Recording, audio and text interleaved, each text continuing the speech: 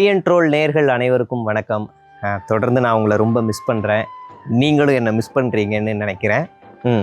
அப்படி இல்லை, ஏன்னா இருந்தாலும் ஒரு சில சோஷியல் மீடியாவில், சமூக வலைதளங்களில் கமெண்ட்ஸில், இல்லை யூடியூப் கமெண்ட்ஸில், மெசேஜ் இன்பாக்ஸ்லலாம் நிறைய பேர் வந்து கெட் வெல் சூன், தம்பி கவனமாக இருக்கணும், சீக்கிரம் களத்துக்கு வாங்க அப்படின்னு நிறைய பேர் மெசேஜ்லாம் போடுறீங்க. அதெல்லாம் பார்க்கும்போது ரொம்ப ஆச்சரியமாக இருக்குது. நம்மளையும் ஒரு ஆளாக மதிச்சு, ஆஹா இவ்வளோ பேர் ஆறுதலாக இருக்கிறாங்களே அப்படின்னு நினைக்கும் போது ரொம்ப சந்தோஷமாக இருக்குது. தொடர்ந்து சப்போர்ட் பண்ணுங்கள். எனக்கு ஆறுதல் சொன்ன அனைத்து நல்லுள்ளங்களுக்கும், நேரில் வந்து பார்த்த அனைத்து நல்லுள்ளங்களுக்கும் ரொம்ப நன்றி. தொடர்ந்து சப்போர்ட் பண்ணுங்கள். நம்ம களத்துக்கு போவோம், பேச ஆரம்பிப்போம். இந்த தாவேக்காவில் ஒரு சிறு வண்டு ஒன்று சுற்றிக்கிட்டு இருக்கோம், கியமையா கியமையா கெக்கிபிக்கி கெக்கிபிக்கி அப்படின்னு. அதுக்கு பேர் கூட நல்ல பேருங்க. இந்த வேட்டைக்காரன் படத்தில் கூட அந்த பேரை சொல்லி சொல்லி இப்படின்னுவார். ஏ ரமேஷு, ஏ சும்மாறா, ஏ ரமேஷு அப்படின்னார்ல, அந்த ரமேஷ் கிக்கி பிக்கி என்ன பண்ணுச்சு அப்படின்னா, நேற்று வந்து ஒரு ட்வீட்டை போடுது.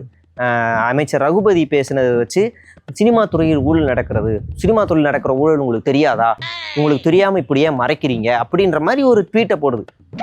நாம் என்ன கேட்குறோம் அப்படின்னா, இந்த 2 ப்ரொடக்ஷனை தான் இவங்க குறை சொல்கிறாங்க, ரெட் ஜெயின்ட்டும் சன் பிக்சர்ஸும். அவங்க வந்து ஊழல் பண்ணுறாங்க அப்படின்னா ஆதாரத்தோட காட்டு, ஆதாரத்தோட காட்டு. எங்களால் என்னப்பா ஆதாரத்தை காட்ட முடியும்?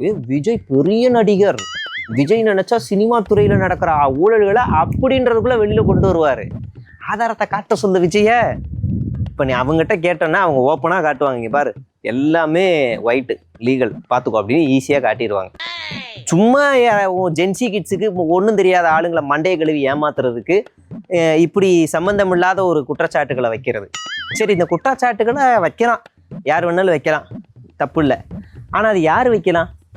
சினிமா துறைக்கு அப்பாற்பட்டவர்கள், இதை பற்றி தெரியாதவர்கள் இதை நான் குற்றச்சாட்டாக வைக்கிறேன், எனக்கு விளக்கம் கொடுங்கன்னு சொல்லி வைக்கலாம். சினிமா துறையிலே ஊறி போன விஜய், அந்த கட்சியில் இருக்க இந்த சிறுவண்டு கிக்கி பிக்கி வந்து வைக்கலாமா? 68 படங்கள் 32 வருஷம், 68 படங்கள் 32 வருஷம்னா நம்ம கேல்குலேட் பண்ணோம் அப்படின்னு வச்சுக்கோங்களேன், ஒரு வருஷத்துல 8 மாசம் ஷூட்டிங்லேயே விஜய் இருந்திருக்காப்புல. ராத்திரி பகல்னு ஷூட்டிங்லேயே இருந்திருக்காரு, வேர்ல்டு ஃபுல்லாக சுற்றி இருக்காப்புல. அப்படின்னா சினிமாவில் நடக்கிற ஊழல் பற்றி அவருக்கு தெரியாதா? இந்த சிறுவண்டுக்கு தெரிஞ்சிருக்கு, இந்த பெருவண்டுக்கு தெரியலையா அப்படின்னு நமக்கு தோணுதா இல்லையா? ஊழல் நடக்குதுப்பா, ப்ரொடக்ஷன்ல ஊழல். இப்போ ஒரு படமே ரிலீஸ் ஆக போகுது, அதுல ஊழல் நடக்குதுன்னா விஜய் தெரியாதா என்ன? அதுல ஒரு கொடுமை என்னன்னா, இந்த 2 ப்ரொடக்ஷன்ல தான் விஜய் அதிகமாக படம்லாம் வேற கொடுத்துருக்காப்புல. பாவம், அது சன் பிக்சர்ஸ் அழிச்சதெல்லாம் விஜய் தான். பாதி நஷ்டம். அந்த சுறா படத்தெல்லாம் ஏன்டா எடுத்தோன்னு இன்றைக்கும் தலையில் அடிச்சுக்கிறாங்க போல். அதுக்கப்புறம் அந்த பீஸ்ட்டு போச்சுரா, ஒரு செட்டு போட்டு நாசமாக போச்சுரான்ற அளவுக்கு, நல்ல வேலை போட்ட பணத்தை எடுத்துருவோன்ற அளவுலாம் பேசிகிட்டு இருந்தாங்களாம். அப்படி அந்த ப்ரொடக்ஷனே அவங்கள தான் வாழ வச்சுது, அப்படியெல்லாம் கொடுத்து இதெல்லாம் பண்ணிட்டாங்க. இதெல்லாம் கிக்கி பிக்கிக்கு தெரியாது போல். நம்ம இன்னொன்று என்னென்னா, இந்த தமிழ்நாடு வறண்ட பூமி, இந்த தமிழ்நாடு வந்து சுரண்ட பூமி, விஜய் மீட்க போறாரு அப்படி இப்படிங்கிறீங்க. இந்த 2 ப்ரொடக்ஷன்ல வச்சுதான்ப்பா உங்க தம்பி, உங்க விஜய் வந்து இந்த வறண்ட பூமியில இந்த 2 ப்ரொடக்ஷன் வச்சா கோடி கோடியா சம்பாரிச்சிருக்காரு. அதை மறுக்க முடியுமா? அப்ப விஜய் ஊழல் பண்ணியிருக்காரா? விஜய்க்கு இந்த ஊழல் தெரியாதா? இல்ல விஜய் ஊழல் தெரிஞ்சே போய் கை வச்சாரா? ஊழலா இல்லையான்னு இப்ப கேட்கணும். சரி, இது ஒரு பக்கம் இருக்கட்டுங்க. இந்த ஊழல் மேட்ரே தனியா வச்சுருவோம், இதெல்லாம் அப்படியே வச்சுருவோம். விஜய் பத்தி முதல்ல பேசுவோம். சினிமா துறையில எவ்வளவு அக்கிரமங்கள் நடக்குது, அதுல ஒண்ணு சென்சார். வெற்றிமாறன் வந்து சமீபத்தில் ஒரு இடத்துல சொல்லுவார், சென்சார் பிரச்சனையை முதல்ல இது பண்ணணும் அப்படின்னு ரொம்ப தீவிரமாக சொல்லுவார். அதாவது ஒரு படைப்பாளி, ஒரு டேரக்டருடைய படைப்பில் கை வச்சு இந்த சீனை எடு அப்படிங்கிறத அந்த டேரக்டரை கழுத்தை பிடிச்சி நெருக்கி கொள்றதுக்கு சமம், கருத்துரிமையை நசுக்கிறதுக்கு சமம். அது இன்னைக்கு எவ்வளவு தீவிரமாக ஓடிக்கிட்டு இருக்கு, எவ்வளவு அதிகமாக இருக்குது சென்சார் பிரச்சனை. அந்த சென்சார் பிரச்சனை சம்பந்தமாக விஜய் இது வரைக்கும் தமிழ் சினிமாவில் என்னைக்காவது குரல் கொடுத்துருக்காரா? சார், நீங்கள் பேசின ஒரு முக்கியமான வார்த்தையை சென்சார்லேருந்து தூக்கிட்டாங்க சார், நீங்கள் குரல் கொடுத்தா அது கொஞ்சம் வீரியமாக இருக்கும் சார்னு யாராவது சொல்லி இவர் வந்து கேட்டு அதை பண்ணியிருக்காரா? விஜய் எப்போ பேசுவார்னா, அம்மா என் படம் தலைவா படத்தை தெலுங்குல போய் பார்க்குறாங்கம்மா, அங்கே ஒரு பஞ்சு டைலாக் வருதுமா, அது மாசா தமிழில் தான்மா நல்லா இருக்கும், இது ஒரு வழிப்பாத, ஒரு தடவை கத்தி எடுத்துட்டா ஒன்று காக்கும் இல்லை அழிக்கும், ஆனால் தெலுங்குல வந்து அது வேற மாதிரி வருதுமா, ஜனங்களை பயமுறுத்தணும்னா ஒன்று மர்டர் பண்ணு இல்லை பால் குடிக்கணும்னு வருதுமா, அதை தயவு செய்து மாற்றுங்கம்மா அப்படின்னு வீடியோ போட்டவர். ஒரு படி மேலே போய் கொடநாடுக்கு அம்மா வருவாங்களான்னு செக்யூரிட்டி பக்கத்துலேயே நின்று காத்திருந்து, அண்ணே எப்போனா வருவாங்க ஆனால் எப்பனே வருவாங்கன்னு வாசல்லையே காத்திருந்து அம்மாவை பார்த்து அம்மா அம்மா படத்தை ரிலீஸ் பண்ணுறோமான்னு கெஞ்சி அழுது வந்து அந்த வீடியோ படத்தெல்லாம் ரிலீஸ் பண்ண வச்சவர். தாம் படத்துக்கு பிரச்சனை வந்தால் மட்டும்தான் வீடியோ போடுவார். தாம் படத்துக்கு ஏதாவது வந்தால் மட்டும்தான் வெளியில் வந்து நிற்பார். அப்படியான ஒரு தற்குறி. சரி, அது இருக்கும், ஒரு பக்கம் இருக்கட்டும். அடுத்து இன்னொரு பிரச்சனை, சினிமா துறையில் ரொம்ப தலை தூக்குன ஒரு பிரச்சனை, பெண்களுக்கு எதிரான பிரச்சனை. பல ஹீரோயின்கள்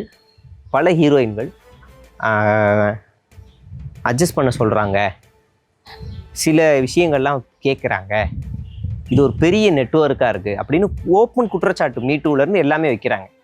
தன்னுடைய படத்தில் மட்டும் பெண்களுக்கு எதிராக வில்லனை அடிக்கிறது, பெண்களுக்கு ஒன்று நான் வெட்ட வேண்டியது விரல்கள் இல்லை கால்கள், அந்த மாதிரிலாம் பேசுகிற மாதிரியான டைலாக்லாம் வந்து வைக்கிறது. ஆனால் அதே சினிமா துறையில் பெண்கள் பாதிக்கப்படுறாங்க அப்படின்னா விஜய் குரல் கொடுத்துருக்காரா? அதுக்கெல்லாம் விஜய் குரல் கொடுக்க மாட்டார். அது தனி லாபி, ஜெகதீஷ் மாமா லாபி. அதை கேட்டால் தலை சுற்றும். அது ஒரு பக்கம் இருக்குது. சரி, அடுத்த பிரச்சனை என்ன? இந்த கொரோனா காலகட்டத்தில் சினிமாவுக்குன்னு பேக்கெண்டில் வேலை பார்ப்பாங்கல்ல, ஷெட்டு போடுறவங்க, சுற்றி சின்ன சின்ன வேலைகள், தினக்கூலி ஆளுங்கள் சினிமா துறையில் நிறைய இருக்கிறாங்க. அவங்களுடைய வாழ்வாதாரத்துக்காக விஜய் என்னைக்காவது குரல் கொடுத்துருக்காரா? உழைக்கும் வர்க்கத்துக்காக, சினிமா துறையில் இருக்கிற உழைக்கும் வர்க்கத்துக்காக விஜய் குரல் கொடுத்துருக்காரா அப்படின்னா ஒன்றும் கிடையாது. சினிமா ஏவிஎம் ஸ்டுடியோவில் இந்த கொரோனா காலகட்டத்தில் நிறைய பேர் சாப்பாட்டுக்கு வழி இல்லாமல் அங்கே இருக்கும் போதெல்லாம் பல நடிகர்கள் உதவி செய்கிறாங்க. ஒன்றும் கிடையாது. இந்த 3 பிரச்சனை சொல்கிறேன்னா, அடுத்து சாதி மத மோதல்களை தூண்டும் விதமான பல படங்கள் வருது. காஷ்மீர் ஃபைல்ஸு, கேரளா ஸ்டோரிஸு, இந்த மோகன்ஜி எடுத்த படங்கள், இப்படியான படங்கள்லாம் வருது. அதெல்லாம் திட்டமிட்டே வருது. அப்போ இதுக்கு எதிராக ஏதாவது ஒன்று பேசியிருக்காரா? நண்பா, நண்பி, சாதி மதம் மண்பா எல்லாத்தையும் கடந்து வரணும் அப்படின்னு பேசுகிறவர் பேசியிருக்காரா? இல்லை. நீ சினிமா துறையிலே ஒன்றுத்துக்கும் லாய்க்கு இல்லாத ஒரு டம்மி பீஸு அப்படின்னு நம்ம கேட்க தோணும். ஆனால் நீங்கள் கேட்கக்கூடாது. ஒரு பெரிய ஆள், கரிஸ்மாட்டி, ஒரு அப்படியான ஒரு ஆளை நம்ம வந்து எதுக்கு என்ன வச்சுக்கலாமா? இவர் வந்து சரி, இதெல்லாம் ஒரு பக்கம் இருக்கட்டும், ஒரு சினிமாவில் இருந்தனால இதை கேட்க முடியாது, இதெல்லாம் கேட்டால் அவருக்கு வாய்ப்பு போயிடும். Okay, fine. அதான் படம் முடிஞ்சிச்சே, எல்லாம் முடிஞ்சே. இப்போ சினிமா அரசியலுக்கு வந்துட்டீங்களே, இப்போ கேளுங்க. இப்போ வாயை திறந்து விஜயை சொல்லட்டும், சன் பிக்சர்ஸு ரெட் ஜெயிண்ட்டு ஊழல் பண்ணுறாங்க அப்படின்னு விஜய் வாயால் சொல்லட்டும். எதுக்கு இந்த கிக்கி பிக்கி சிறுவண்டு சொல்லுது? விஜய் சொல்லட்டும், இந்த மாதிரி ரெட் ஜெயிண்ட் வந்து ஒரு ஊழல் பண்ணுது, என்கிட்ட ஆதாரம் இருக்குது அப்படின்னு விஜய் சொல்லட்டும். சன் பிக்சர்ஸ் வந்து ஊழல் பண்ணுது, என்கிட்ட ஆதாரம் இருக்குது விஜய் சொல்லு. கிக்கி பிக்கி, நீ ஏன் கிக்கி பிக்கி கத்துற? அந்த பெரிய பெருவன்ட்ட சொல்லணும். அப்போ மாட்டிப்பாங்க, என்னடா இது அப்படின்னு. அந்த மாதிரி சில விஷயங்கள்லாம் விஜயை பற்றி நம்ம டீகோட் பண்ணி பேச வேண்டியிருக்கு. இது வரைக்கும் விஜய் தன்னிச்சையாக கோபப்பட்டு சமூகத்தில் நடக்கும் ஏதாவது ஒரு பிரச்சனைக்காக குரல் கொடுத்துருக்காரா அப்படின்னா ஒன்றும் கிடையாது. ஈழத்தமிழர்கள் பிரச்சனைக்கு எல்லா நடிகர்களையும் கூப்பிட்டாங்க, இவரும் ஒரு ஆளாக போனார். காவேரி இஷ்யூவா, அதுக்கு எல்லா நடிகர்களையும் கூப்பிட்டாங்க, இவரும் ஒரு ஆளாக போனார். அரசியலுக்கு வர்றதுக்கு துண்டு ரெடி ஆயிடுச்சு, நீங்கள் வாங்க, அம்மா இல்லை, இனிமேல் உங்கள் படத்தெல்லாம் யாரும் தடை பண்ண மாட்டாங்க, நம்பி வாங்க அப்படின்னு கிளியர் பண்ணதுலேருந்து ஒவ்வொன்றுத்துக்காக நேரில் போக ஆரம்பித்தார். இப்போ அந்த ரூட்டும் மாறிடுச்சு. உன் வீட்டில் இலவா, வீட்டுக்கு வா. உன் வீட்டில் காது குத்தா, வீட்டுக்கு வா, நான் காது குத்தி விட்றேன். உன் வீட்டில் என்ன மஞ்சள் நீராட்டு விழாவா, நான் மஞ்சள் தண்ணி ஊற்றுறேன் வா. அப்படி வீட்டுக்கு கூப்பிட்டு ஒரு கல்ச்சரே மாற்றக்கூடிய ஒரு தற்கூரி தான், பேர் சொல்ல மாட்டேன், இப்படியான ஒரு ஆள். இந்த கிக்கி பிக்கியை வச்சுக்கிட்டு இவங்க எல்லாரும் அரசியல் பண்ணுறாங்க. இந்த கிக்கி பிக்கி பேசுகிறதெல்லாம் விஜய் பேசணும். கிக்கி பிக்கி பேசுகிற எல்லாத்தையும் விஜய் பேசணும். உண்மையிலே சினிமா துறையில் நடக்குதா அப்படின்னு அவர் பேசட்டும். அதுக்கப்புறமா நம்ம இதை வந்து யோசிப்போம். அப்படியா, அம்மாவில் அப்படின்னு இவரே சொல்கிறாருன்னா கரெக்டு தான் அப்படின்னு எல்லா படத்தையும் அவங்ககிட்ட கொடுத்துட்டு, பாதி படத்தை அங்கே கொடுத்துட்டு, இங்கே வந்து சின்ன பசங்களை வச்சு ஏவி விட்டு இதை பண்ண வைக்கிறது, டகால்டி வேலையெல்லாம் காட்டுறது. இந்த மாதிரி பல சுவாரஸ்யமான விஷயங்கள்லாம் இன்னும் நிறைய எடுத்து வச்சுருக்கிறேன். இன்னும் நிறைய பேசுவோம். தொடர்ந்து இன்னும் களத்தில் இயங்குவோம். அதில் எந்த மாற்று கருத்தும் இல்லை. கூடிய விரைவில் டீன் ரோல் மீடியாவில் டீமோட இணைஞ்ச ஒரு வீடியோ, மாஸ் வீடியோவாக ஃபஸ்ட்டு வீடியோவே இருக்கும். அதில் சந்தேகம் இல்லை, நிச்சயமாக சந்திக்கிறேன். தொடர்ந்து ஆதரவு கொடுங்க. நன்றி, வணக்கம்.